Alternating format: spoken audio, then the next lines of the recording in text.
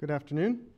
I'm Rick Fienberg, press officer of the American Astronomical Society, and we're now at the last of our 6 press conferences from the 228th AAS meeting here in San Diego, California. Please silence your cell phones and other electronics. As is our custom, I will introduce the topic and speakers. When I'm done with that, I'll turn it over to the first speaker. We'll then hear from the 3 in succession, and then we'll have questions and answers at the end. Please be aware that we are webcasting this session. We have some off-site journalists who are tuned in, so when you're ready to ask a question, please wait for the microphone so that the website people can, or the webcast people can hear your question, and be sure to identify yourself by name and affiliation. Let's see, 2 press releases have gone out already, or will go out momentarily, and I think your press release, Maria, I haven't received yet, but I'll probably get it while we're talking here. So there will be a release for each of the 3 presentations. All right, so the theme this afternoon continues in a certain way from the theme this morning when we heard from the LIGO team. It's black holes and gamma ray bursts. And of course, black holes played a starring role in this morning's briefing about gravitational waves. We have 3 speakers speaking on 3 different aspects of black holes and gamma ray bursts. Our first presenter will be Fred Rasio from Northwestern University. I wrote down that the title was Black Hole Binaries in Globular Clusters and the Origins of GW 150914, which was the first gravitational wave source. But I think the title today might be amended to Black Hole Binaries in Globular Clusters and the Origins of GW 150914 and GW 151226, since we now have 2. He'll be followed by Richard Henry from Johns Hopkins University on a new way to see inside black holes. We're not content just to hear them chirping, we want to see inside them. And finally, Maria Dainotti from Stanford University will speak on swift gamma ray bursts, a 3D step towards standard candles. Okay, so with that, I'll turn it over to Fred Rasio, who I should also mention is the editor of the Astrophysical Journal Letters, one of the AAS's journals.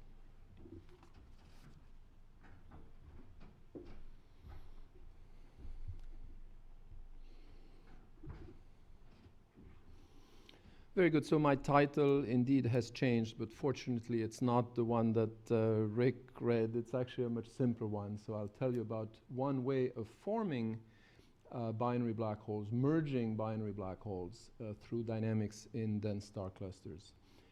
Listed my email address there. Feel free to contact me even later today if you have questions. Also, a key collaborator on this project and someone you may also want to contact is my graduate student, Carl Rodriguez. It's now Dr. Carl Rodriguez because he has just graduated this month, in fact. And I've listed his email address there as well. So given the excitement this morning with the announcement of a second source detected by LIGO, I'm going to give you just a slightly broader introduction that I would have normally given you for this work. So the now 2 sources that LIGO has detected are both merging binary black holes. And there are 2 main ways to form systems like this. 2 main ways that theoretical astrophysicists like myself have been studying for many years, in fact, in some cases, many decades. And just to give you a bit of the background there, broader background than just for my own work,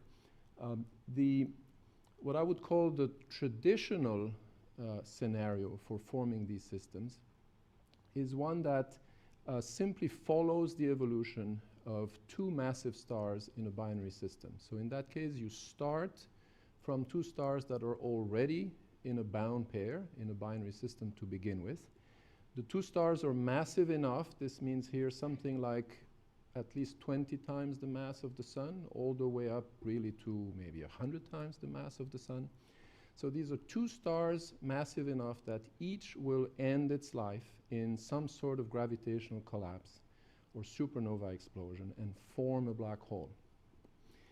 The hope then is that these 2 black holes eventually remain in a bound pair And not only that, but they are eventually in a binary system tight enough that the two black holes are close enough at the end that simply by emitting gravitational waves, their orbit will undergo an in-spiral all the way to complete coalescence, meaning they eventually merge into a single black hole. And this sounds like a very simple story, but it's in fact very tricky to achieve what I've just said. And there are many problems along the way. Supernova explosions that form the black holes are very violent events. It's not clear that you will keep the pair bound. You could end up with two black holes just flying away and going through the galaxy as single black holes. That's of course not of interest. And it's also not obvious at all that you will find the two black holes in the end, if they stay in a bound pair, close enough that they will actually undergo the in-spiral and merge.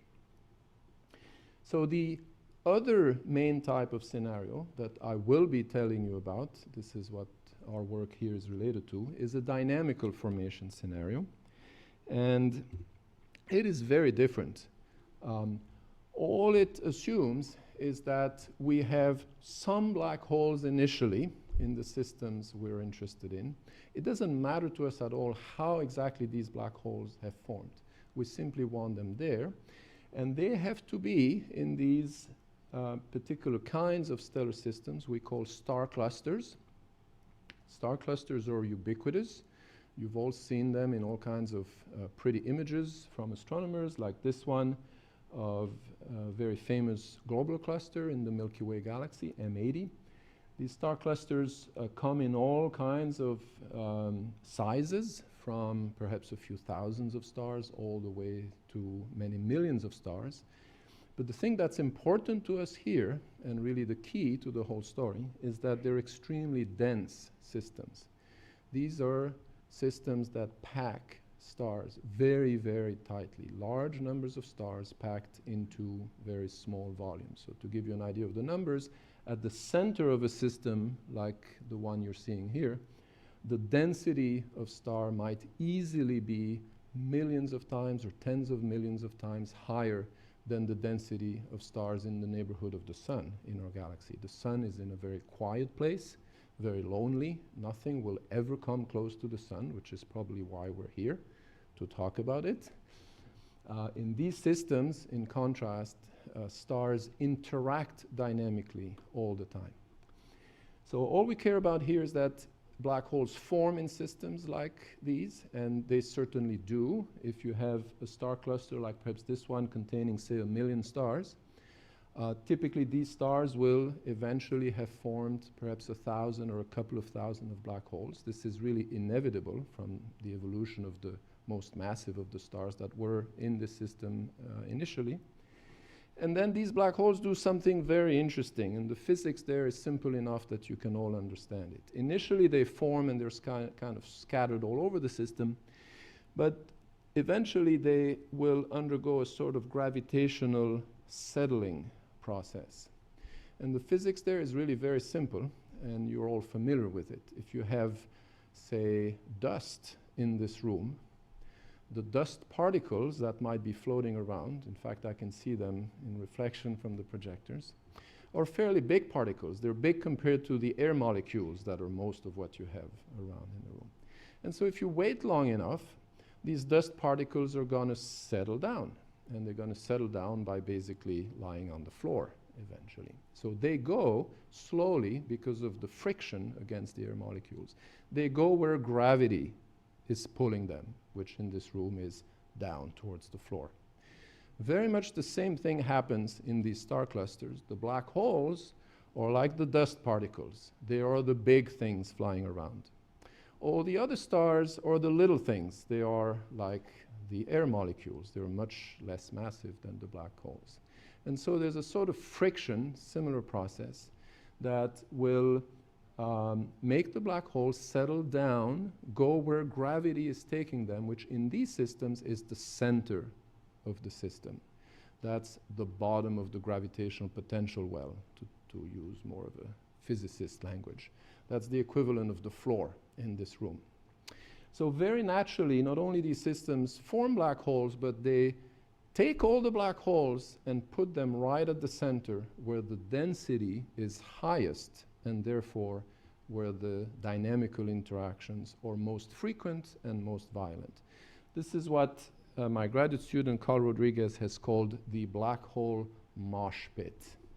And I will show you a little movie next that illustrates very nicely what happens in this black hole mosh pit.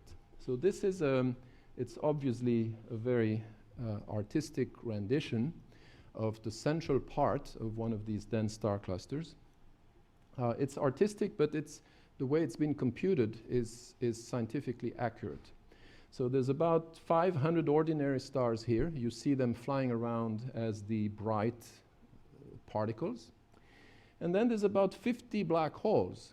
And of course, the black holes you're not supposed to see. They're not bright. So we didn't put them in as bright particles. Instead, you see them because they distort the background image, which we've conveniently placed there for you to see them. And they distort them through the well-known process of gravitational lensing. So they look like these ghastly things that are passing in front of you and distorting the image behind the cluster. This region is about, typically it would be something like a few light years across. So a few light years across is like the region of our neighborhood in the galaxy, which contains one star, the sun. Here, there's zillions of stars in that region, again, to make the point that the density is so high. And you see how violent it is. Stars get scattered all the time. Their trajectories get deflected very suddenly, very strongly. These stars are very strongly interacting dynamically through gravity. Okay.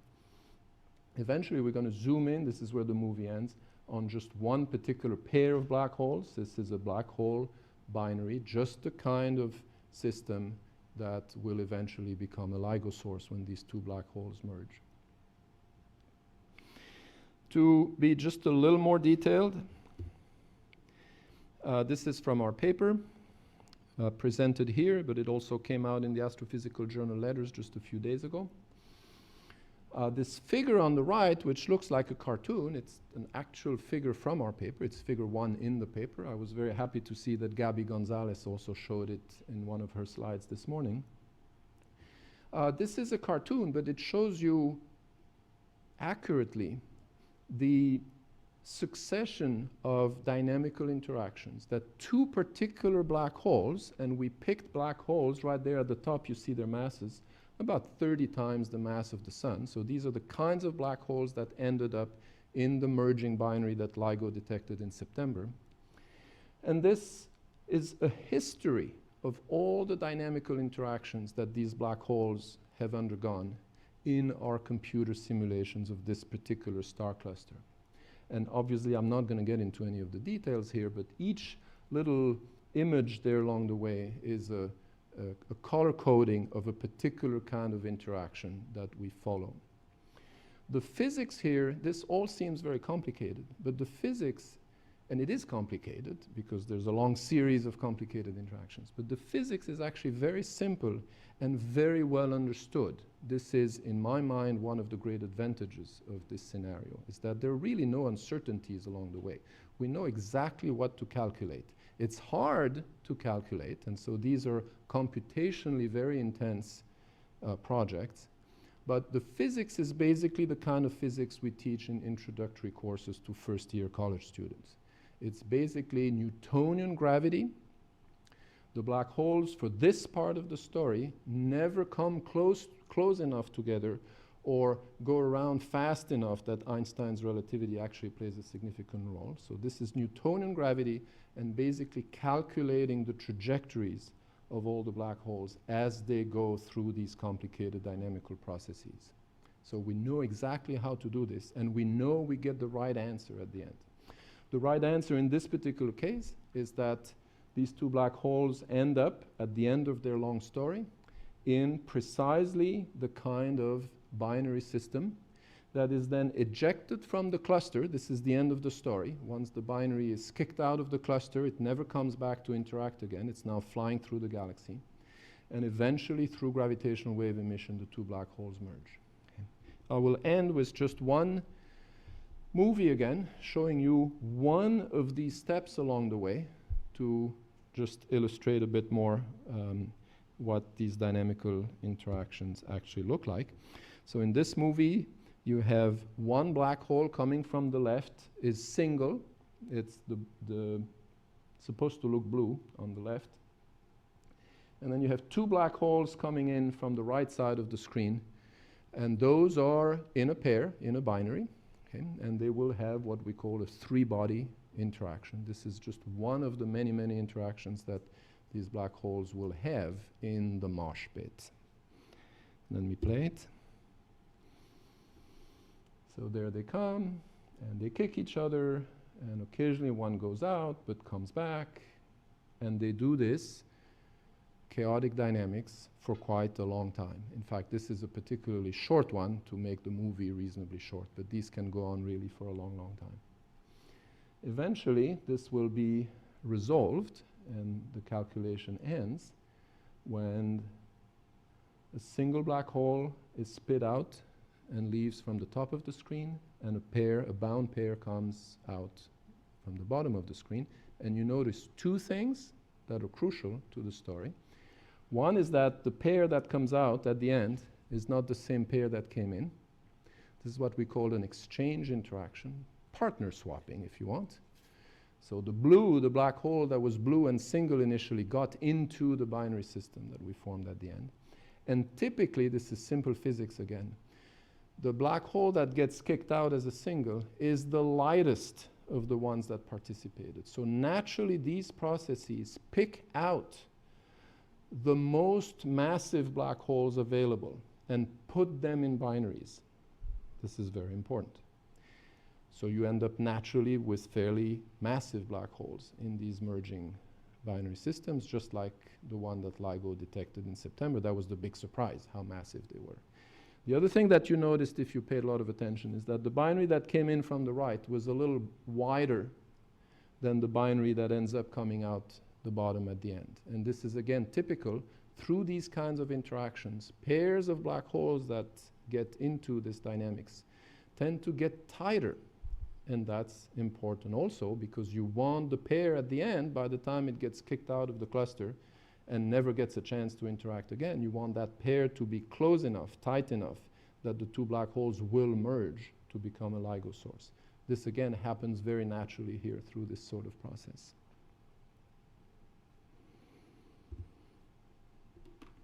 I will leave it at that, and I guess we'll do questions later.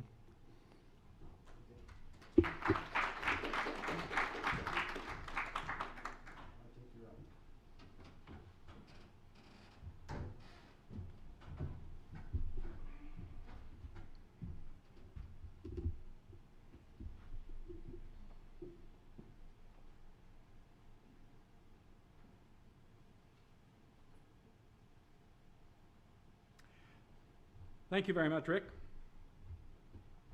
I'm Dick Henry. I'm a professor at the Johns Hopkins University in Baltimore, Maryland, and I'm going to talk to you about a new way to see inside black holes.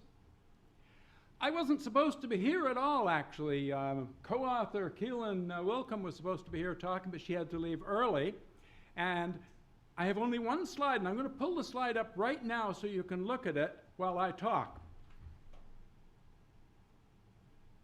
How do I do it? Press the button. All right. Reset? No. Press the right arrow on the keyboard. Right arrow on the keyboard. Okay, exactly. Now, this is the view inside the black hole, and I'm going to explain it in more detail later. So I'm telling you that so you're not puzzled over that while I talk. But the background, as far as I'm concerned, is sort of more interesting than actually what's inside the black hole, how I came to be standing here, because I'm not a physicist. I'm not a physicist, I'm an astronomer. Undergraduate at the University of Toronto, did very well in mathematics, did terrifically in astronomy, and physics I found hard and miserable and couldn't understand it. Well, to make a long story short, when I was hired as an assistant professor at the Johns Hopkins University, as I said, 40-odd years ago, I suddenly realized I could teach those physics courses and maybe I would understand it. And what a joy that has been over the last 40 years, one after the other, after the other, after the other, and then I got to teach general relativity. And of course, general relativity has a reputation of being very hard. And what I discovered was that actually, in terms of its intellectual content, it's straightforward. The difficulty comes in doing any actual calculations. But the Henry luck held. I had already been a Fortran programmer for decades, and Mathematica had just appeared. And I suddenly realized what I could do was write a Fortran program. Now, Fortran isn't going to calculate anything, but it can write the enormously long script that would be required for Mathematica. And then you just open it up in Mathematica, you hit return, and it does all of those incredible calculations without ever making a mistake.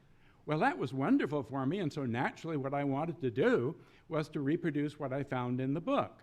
And I was particularly interested, as you are, in black holes, of course. And in particular, how big is a black hole? What is the radius of a black hole? Well, the radius of a black hole is not really defined, because the field equations of general relativity for the vacuum are R alpha beta equals 0. And if you sum that to get the Gaussian curvature of space-time in and outside a black hole is 0. Now, no textbook on physics says that, but it's obvious because R alpha beta is equal to 0. So I said, this is not sort of satisfying. I'd like to know sort of a size. And of course, the full curvature of space-time is not 0. That's the Riemann tensor, R alpha beta gamma delta. And some of those components for a black hole are not 0. So that's why it's really a black hole, even though the Gaussian curvature of space-time in a black hole is 0. And then I discovered and read in Verno's book that you can take together the R alpha beta down and R alpha beta up, and you get something he called the Kretschmann scalar. So I said, that's great, I'll calculate the Kretschmann scalar, and I reproduced the result that was in his book. For a Schwarzschild black hole, your old-fashioned black hole, the Kretschmann scalar K is 48 m squared over r to the 6th. And m is the mass of the black hole, and r is the distance from the singularity, which would be a point in the center. Now, at this point, let me just remind you how truly remarkable, from the human perspective, a black hole actually is. There's a 4 million solar mass black hole at the center of our galaxy. That 4 million solar masses is concentrated in a point much, much smaller than a single proton. Now, this revolts our knowledge that we grew up with as to the nature of the universe, but nobody disputes it today. And around it is twisted space-time, which we call the black hole. And of course, if you go in, you can't go out. Okay, so having triumphed with my mathematics and produced this essentially trivial result of 48 m squared over r to the 6th, then I went on and said, well, if I can do that, I'll bet I can do even a Kerr-Newman black hole, which would be rotating and electrically charged.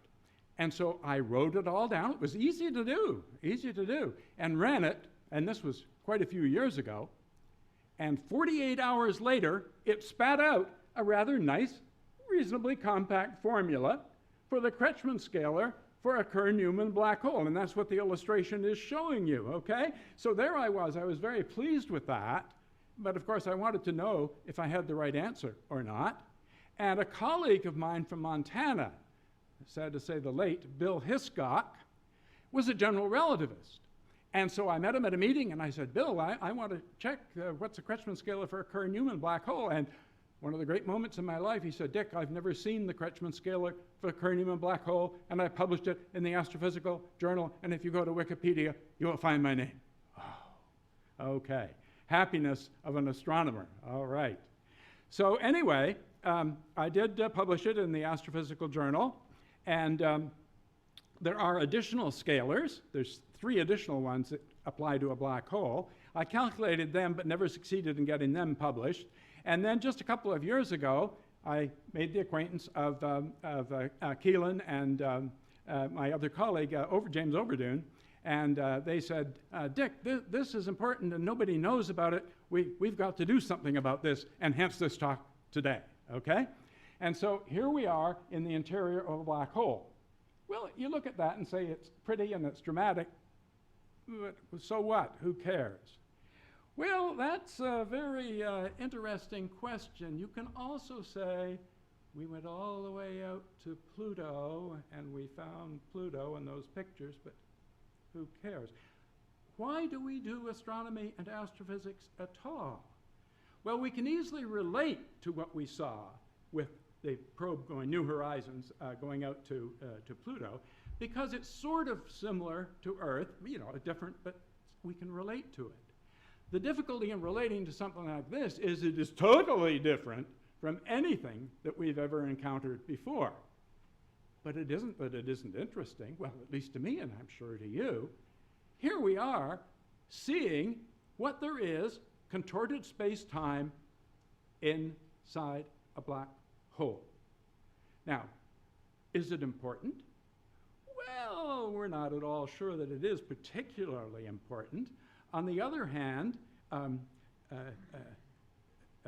gravitomagnetism, I got the word again, gravitomagnetism, this is from a paper by some Italians who reproduced my result 2 years later and published it and gave the same result and nicely credited Richard C. Henry for doing it. That apparently can play a significant role in channeling the jets that come out of black holes. So I'm hoping that there is some sort of practical application of all this in terms of black holes. But for me, the most important thing is I was overwhelmed, of course, when LIGO came up with its first measurement of the black holes, particularly the ring down. The ring down is the wobbling of the horizon. And now, I was already thoroughly convinced of general relativity, okay, but nevertheless, having that appear gave me the shivers. And so we know the general relativity. Now, a few weeks ago, Stephen Hawking was saying maybe black holes do have hair, so you're never sure of anything. But nonetheless, that's why I'm standing in front of you today, and there you are seeing a projection. Now, the great thing about a scalar quantity, the thing that makes it of interest, is it is one number. It doesn't matter how you're moving with respect to it. It's an absolute value. It's a number. Now, how you display it, well, you'll see where it's displayed there. It's on a flat screen in a room, okay?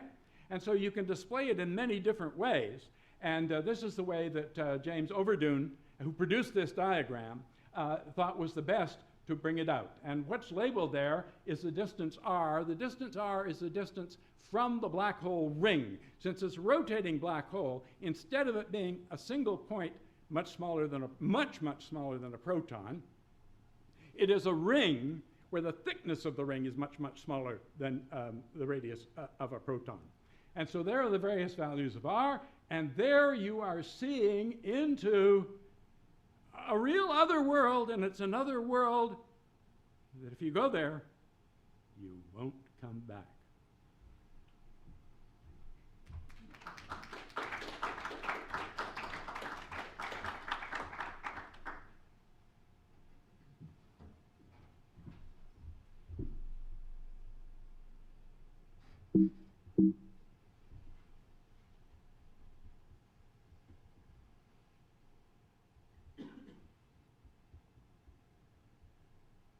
Do I go to my presentation? Sorry. Oh, Yeah, but sorry, it you just doesn't- hit the reset button. Ah, right okay, there. reset. Yeah, sorry. There you go. It'll just take a moment.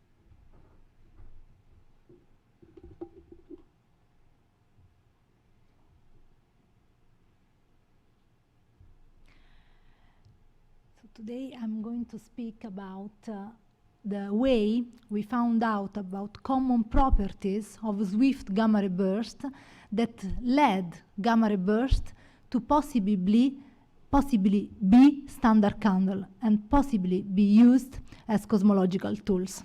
This adventure started 7 years ago, actually even more, in 2007, when I started to investigate the possibility of using gamma ray burst as standard candle. But the first question is the following. First, we need to understand what are gamma ray bursts and what are standard candles. So gamma ray bursts are flashes of high energy photons in the sky that releases in a few seconds the same amount of energy that our sun releases in its entire lifetime. This is just to understand how powerful these sources are. And what about standard candles? So standard candles are astronomical objects whose brightness or luminosity is known or can be derived through other relations or other correlation among the physical relevant quantities of the object itself, in this case of the gamma ray burst. So why is so important to understand gamma ray burst in terms of being standard candle? Because among the astrophysical objects, supernovae 1 type A are very good standard candles and have been the proof of the accelerating universe. So the aim of this research is to try to mimic the same path that has led supernovae 1 type A to be standard candle and then to be used as cosmological probes. And I would like to show you the typical light curve of a GRB, which is composed of a main event. The prompt emission is represented by this first flashes in gamma rays. And this is in red, we see the peak prompt emission. Then there is a fading part, the steep decay, which is represented by this part. And then we, in several cases, the 1/3 of the swift gamma ray burst, we observe the plateau phase. With this other red dot, we represent the end of the plateau phase. And subsequently, we have the afterglow. The afterglow is the counterpart of the main event, so the counterpart of the prompt emission. And it usually happens in other wavelengths, such as X-ray, optical, or radio wavelength. So going back to the question why gamma ray bursts are so important, because being so powerful, they can be observed at redshift at distances very large. So much larger than supernovae 1A and larger than quasars, which are respectively observed at redshift, the maximum redshift 1.7 and redshift 6. But the thing is that, so we can go back in time, not only in distance, very, very close by to the Big Bang. The problem is the following, that for 20 years, we have been struggling to try to figure out if gamma ray bursts can be standard candles. Because the problem is that when you have seen one GRB, you have really seen just one GRB. And this really confounds the efforts to try to look for standard properties. So we can essentially, is the same as we go into a zoo and we would like to find among the species of birds some particular category of birds. So what are we going to do? Then we might, for example, look at the plumage or the wingspan or the feet, and we try to confirm a match among birds. And for example, as I said before, supernovae 1 type is a favored cosmological probe among the several types of supernovae. And now the question, a natural question arises, which category of GRB can be used as standard candle? We have several types of GRBs, as well as we have several types of bursts in a zoo, for example. So we have X-ray flashes, GRB associated with supernovae. We have short GRB, short with extended emission, and long GRBs. These categories are very well represented with their own features. For example, all the categories, apart from short GRB or short with extended emission, have their prompt duration which is greater than 2 seconds, while short GRB have duration less than 2 seconds, and short with extended emission can have duration up to 10 seconds. Regarding instead the association with supernovae, then we have the category which are spectroscopically associated with supernovae, or maybe we see optical bump. And then we have the category of X-ray flashes that in some cases can also show association with supernovae. And lastly, we have the short with extended emission, in which so far we have one gamma ray burst associated, which is also short with extended emission and associated with supernovae. The other cases are the supernova has not been seen.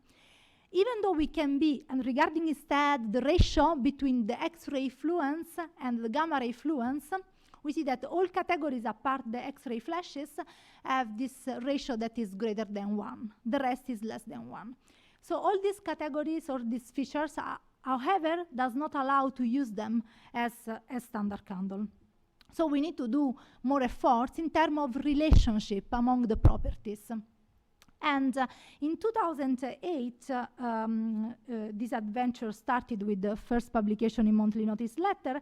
And here I would like to show this picture, which was paper published in 2013 in APJ, in which it is represented an anti-correlation between the plateau luminosity and the plateau duration that I have shown in my first slide. So we see that for brighter plateaus, we have shorter duration, and for longer plateau, we have for longer plateau we have smaller luminosity. So it means that the energy of more luminous plateau is being emitted faster. In this picture, we see that there are red points. These red points are short GRBs with extended emission, and the total sample is 101 GRB. This correlation shows a certain degree of scatter. So we don't see all the points aligned on this best fit line, which is represented by this dashed line. Therefore, if we would like to continue the efforts to search for standard candle, we need to try to understand how it is possible to reduce the scatter of the correlation. But anyway, this correlation is a good start. And recently, a paper that now has been published in APJ Letter a few days ago, we have added a third parameter in this two-parameter correlation. So now the correlation has become a three-dimensional correlation. That's why in my title I said 3D step toward standard candle. So this is the three-dimensional step toward the standard candle. And we can see that the categories I mentioned before, they stick out from the plane. For example, you see X-ray flashes, they probably form a different plane, as well as GRB supernovae and short with extended emission, while long GRBs, which are represented with this circle black dots, are more aligned to the plane. With the shaded color, I represented the bursts that are below the plane. This for all the categories. And therefore, ideally, we would like to find a plane for which all the bursts lie on the plane. Therefore, we decided to move forward and to consider what happens if we only have long gamma ray bursts without the association with the supernova. No X-ray flashes, no short GRB with extended emission. We ended up from initial sample that I showed in the previous slide of 176 gamma ray bursts. We have now 122 long gamma ray bursts, and we see that the correlation is tighter compared to previous one. But we were not still happy of this, even if the reduction in scatter has been already to 38%, going from the 2D correlation to dimensional correlation to the three-dimensional correlation. So we decided to make a further effort, and from a previous group, we selected a gold sample of 40 long gamma ray bursts. So among the 122, we selected 1/3 of these that have very, very defined properties of the plateau emission. It means that the plateau, since I have already said that GRBs have very wide features, the plateau should be not so steep, so it shouldn't have an angle which is greater than 41 degrees. Moreover, in this category, we should observe at least 5 points in the beginning of the plateau. Why 5 points? Because 5 points can allow us to determine a very good fit and a very good representation of the plateau itself. With these features in mind, we selected this 40 GRBs. And here we can see that the gold sample is in yellow, and this is the distance to the best fit plane. So we see that they are both the gold sample and non-gold sample are centered around 0. So it means that they lie on the plane. But we see that this distribution of the gold sample is less wide compared to the non-gold GRBs. So it means that we are making an improvement in the reduction of the scatter, and this improvement is additional 24%. So we can say that this 3-parameter correlation offer the best chance so far among the prompt afterglow correlation to be used for cosmological purposes. And now we can summarize and conclude saying that we have shown that there is a strong correlation between a set of 3 parameters, which are the luminosity in the prompt emission, the luminosity in the plateau, and the duration of the plateau itself.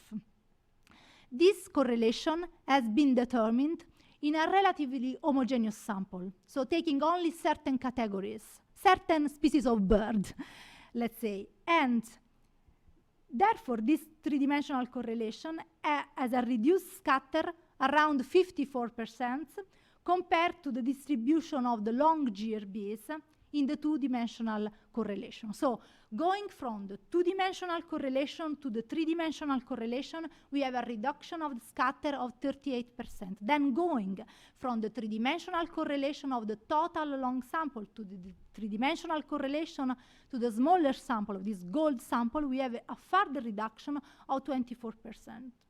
So this subsample of gold GRB can be used to test cosmology together with supernova 1A. So the aim would be to try to make GRBs complementary to supernova and complementary to other cosmological probes.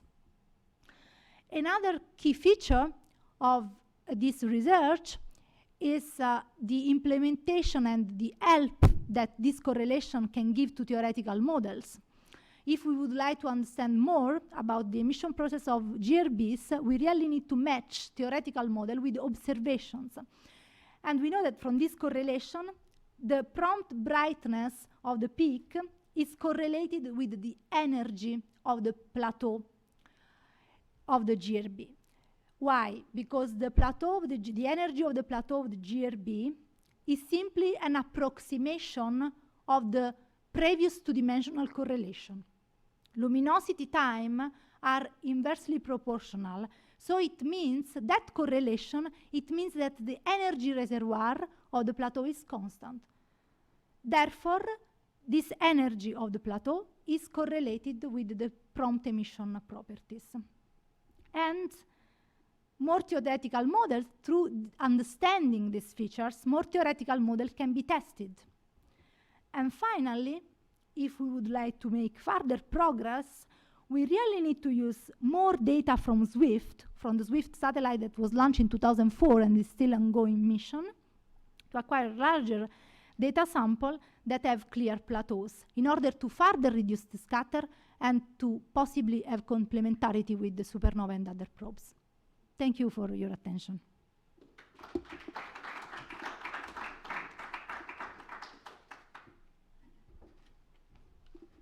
Okay, thank you all very much. So we'll start with questions here in the room, and then we'll go to the webcast. Let me remind you, if you have a question, to please wait for the microphone, and then tell us who you are and who you work for and who your question is for. So we'll start here in the room. Got any questions here in the room? Other than the ones you know I have?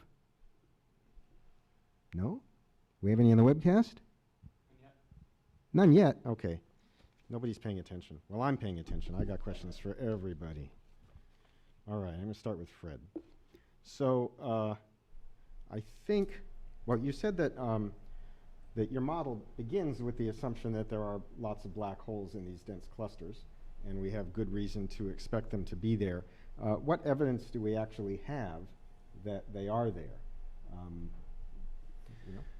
Specifically in globular clusters, there are now several very good candidates for black hole X-ray binaries that have been seen by astronomers. So these are systems where the black hole is in a binary system but with an ordinary star as a companion, and if the black hole accretes some of the material that's provided by the stellar companion, then it can become X-ray bright. And we now have about a dozen, I would say, very good candidates for systems like that detected directly in globular clusters. To really confirm them would take what we call a dynamical mass measurement of the black hole. This means obtaining spectroscopic data on the system and being able to really tell that the accreting object is something of the mass of a black hole. And those measurements are coming, but we don't quite have them yet. Okay. And then are the black holes in these dynamical interactions, do they always end up getting ejected, or do some of them end up falling, you know, even more toward the center of the globular cluster? For systems like globular clusters of about that size, essentially all the merging black hole binaries that are formed dynamically end up ejected from the cluster. Very, very few, our models predict, will actually merge, will stay in the cluster all the way to final merging. If you went to even larger star clusters, like the ones we know are at the centers of many galaxies, those could be 10 or 100 times more massive than globular clusters. Then, you know, because the total mass is larger, the escape speed is larger, and so it's much harder to kick something all the way out of the system in that case. And so for those systems, it may actually be more likely to retain all merging binaries in the cluster, and those would be typically at the centers of galaxies, as opposed to globular clusters, which are in the halos of the galaxies on the outskirts. Okay. I have a question for, oh, you want to I'd ask like a to question too? A little Or question. answer a question? I'm not sure it's completely relevant, but I've been interested in globular clusters. So since I was a graduate student, Carl Howes and I went and did 21 centimeter trying to find neutral hydrogen in globular clusters. Of course, we were unsuccessful. Dark matter seems to be absent from globular clusters. Why is that, and is it relevant to what you're doing? Well, the general question of whether globular clusters might have dark matter halos is not so relevant to what I'm talking about. You might be wondering if, in a sense, the black holes themselves or other compact remnants, if they concentrate near the center of the cluster, are actually providing some sort of dark matter. And that is certainly true, but the total mass in stellar remnants in a globular cluster is not significant enough to have an overall major impact on, say, the dynamics of the cluster as a whole. On other hands, Oh, suddenly we have questions. Good. That's why I ask questions, to prompt more questions. All right, we'll work our way forward. Hi. I was just curious about your simulation. So you said basically it was Newtonian.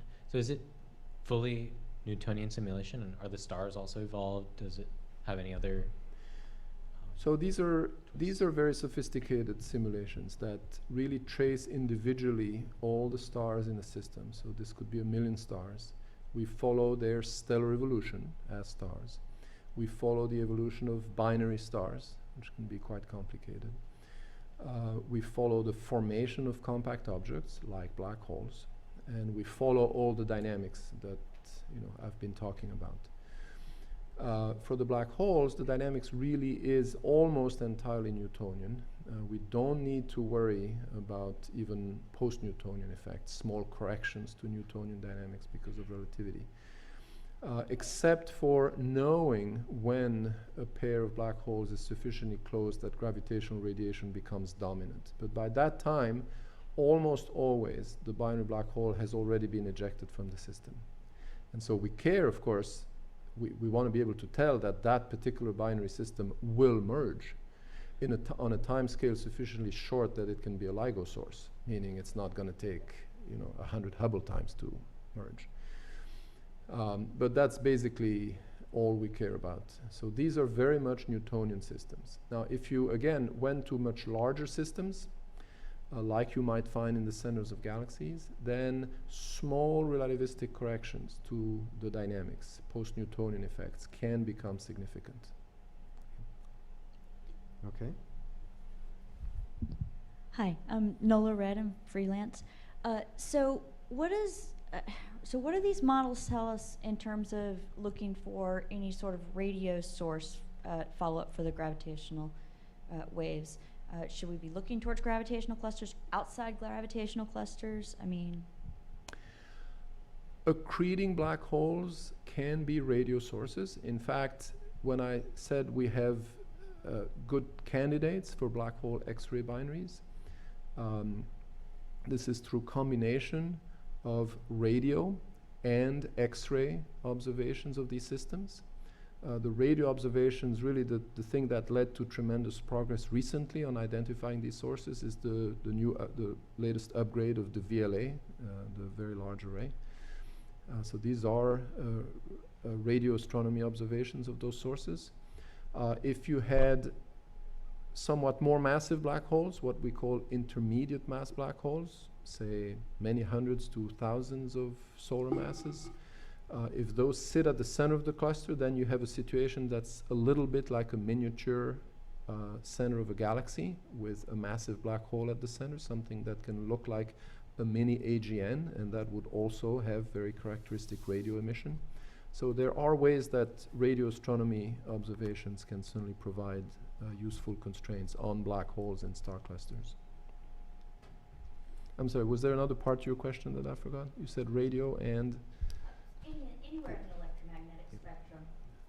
Yeah, so the best handle, the best handle we have on constraining black holes in systems like global clusters is through the detection of black hole X-ray binaries.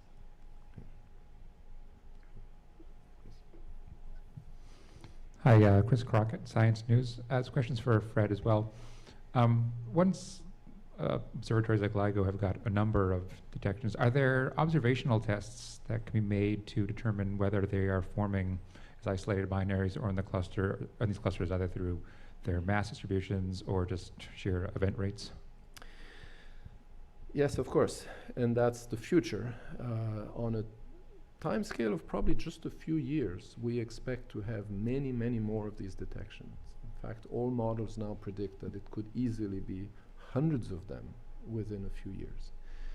And then you can start doing detailed statistics and looking for trends in physical properties of these systems that would clearly tell you where they come from. The best bet, I think, for distinguishing between the isolated binary evolution type scenario and the dynamical type scenario that I was talking about is to measure spins of black holes in these merging systems. And the expectation is sort of intuitive. In the dynamical formation scenario, because it's so chaotic and everything is so random, you expect spinning black holes to have their spins pointing in completely random directions. So no preference in the direction in which the spins are pointing compared to the direction of the orbital motion of the binary. It's exactly the opposite for binary evolution. You expect the spins to be aligned with the rotation axis of the binary system. Okay. And I think that would be a very clear signature, a very clear way of distinguishing the two. There are ways to do it in principle through mass distributions and mass ratio distributions. But there, I think, particularly for the binary evolution models, there are enough, knobs to turn in the theoretical models that you could probably fit a lot of different things with some tweaks. So I'm less confident that that will be helping us in the end. Okay, any other questions here in the room? No? Do we have any online? We do have one now? Good. Yes, there's one question there. Mhm. This comes from Daniel Fisher from Skyweek, Germany, and it's for Maria. Yes. how far are we now from using GRBs to derive the Hubble constant or the expansion history of the universe? Yes, thank you so much for this question. I didn't have time to show also the cosmological result. So in 2009, we tried the first time to use this correlation as a cosmological probe, and we added other 6 correlations together. So we ended up with a greater sample, 83 GRBs versus the 69. And we just saw that the measurements, including GRBs, were compatible with the supernova and the other probes. The problem, as I was explaining during the talk, is that GRBs have wide scattered. Still, even with this 3-parameter correlation, we are trying to reduce the scatter in order that the measurement can become comparable. And I think we should increase the sample, but also possibly introduce other parameters. Maybe the jet opening angle can be a good 4th parameter to be used in order to see if we can further reduce the scatter. But I'm pretty positive because, as I said, this adventure started almost 10 years ago, and I had like intrinsic scatter that was more than double than this, and now we can possibly repeat the same procedure, trying to see what is then the value of omega m and h naught. And of course, we can also try to derive the equation of state in another of our paper, Poznikov et al. 2014. We tried to do that together with the GRBs, but we couldn't find the difference again between the result, adding or not the GRBs. So the aim is to try to understand if we can have compatible measure. Also because we have been discussing this conference as well, that there is tension among the results of the H0 between supernova and Planck. So if we can have a measurement of gamma ray bursts reliable in this range, which is not observed by supernova, I think this can be an advantage. Thank you. If I could follow up a little, just in terms of redshift, how far do you hope that you might be able to use GRBs? You mentioned that supernovae type 1 will get you out to, type 1a gets you out to about 1.7. Do you have an estimate of how far out you can go? Yes, so the sample that I was using as GRB, 1 GRB that has been observed at redshift 9.4. And there are papers in literature that they claim we can see GRB at higher redshift, higher than the one that we observe. So that's the main potential of GRB, because we can cover a much wider range of distances. Was there anything else online, Mike? No? Okay, we only have a couple minutes, but I still have a couple questions myself. When a new GRB is observed, how easy is it for you to tell if it qualifies as a gold GRB? And what is it exactly that you look at? Is it primarily the shape of the plateau? Yes, so if I would like to identify as a gold member, I need to see the whole plateau emission.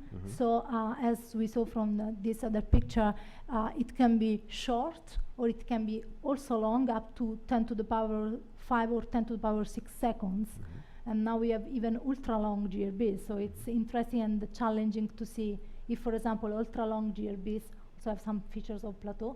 So to identify that, I need to wait until the end of the plateau and to establish also the in the beginning, if there are 5 points in the beginning of the plateau.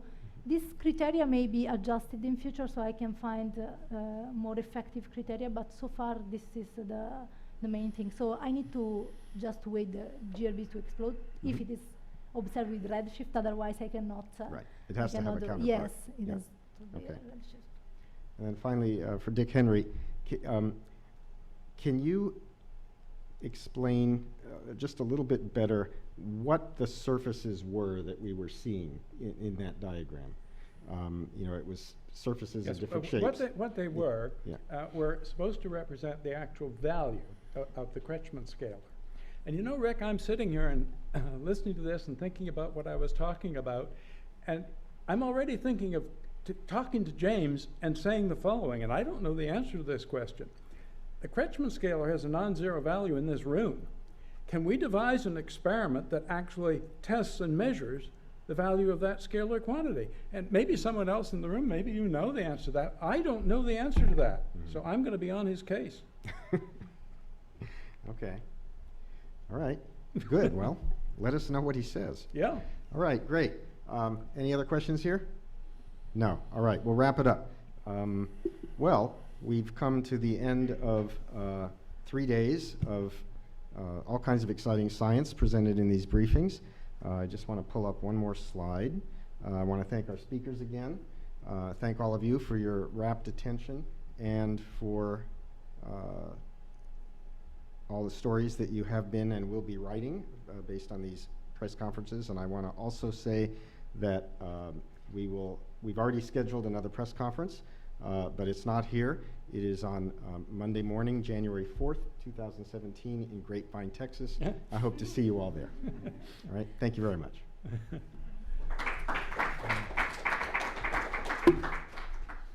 One final quick announcement for press registrants. An impromptu press dinner has materialized. If you meet us in the lobby at 7 p.m., we're going to walk to La Puerta Mexican restaurant, all right? And drown our sorrows in margaritas. Thanks, Rick. Thanks. All right, thanks a lot.